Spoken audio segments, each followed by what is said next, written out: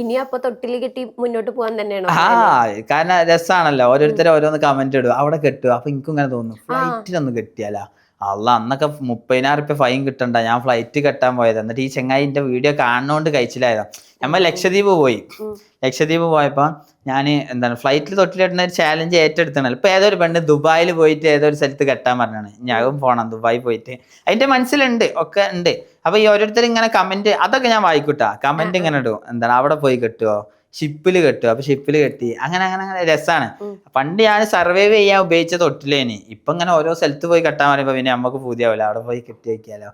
ഫ്ലൈറ്റിൽ കെട്ടിയൊക്കെ ഭയങ്കര സീനാ. ഒന്ന് ഞാനും കെട്ടേതിട്ടാ വീഡിയോ കാണുന്നവരൊന്നും നല്ല ഫൈൻ കൊടുങ്ങും. പിന്നെ അറിയണോണ്ട് കഴിച്ചിലായതാ ആ ചെങ്ങായി. ഇത് ഇൻഫ്ലുവൻസ് ചെയ്തിട്ട് കുറെ പേര് ഇതേപോലെ ചെയ്ത് എന്ത് ചെയ്യും? നീ ഏത് കാരണം ചെയ്യുന്നെന്ന് പറയും. ആ അപ്പോഴോ? ഇമ്മേ, ഞാൻ ഇപ്പളേ പറയണ്ട്, ആരും എന്നെ ഇൻഫ്ലുവൻസ് ചെയ്യാൻ നിൽക്കണ്ട. ഓക്കെ, ഫ്ലൈറ്റിലൊന്നും പോയി കെട്ടാൻ നിൽക്കണ്ട, ഫൈന് കൊടുങ്ങും. പൈസ ഉണ്ടെങ്കിൽ ചെയ്താൽ മതി. ഓക്കെ.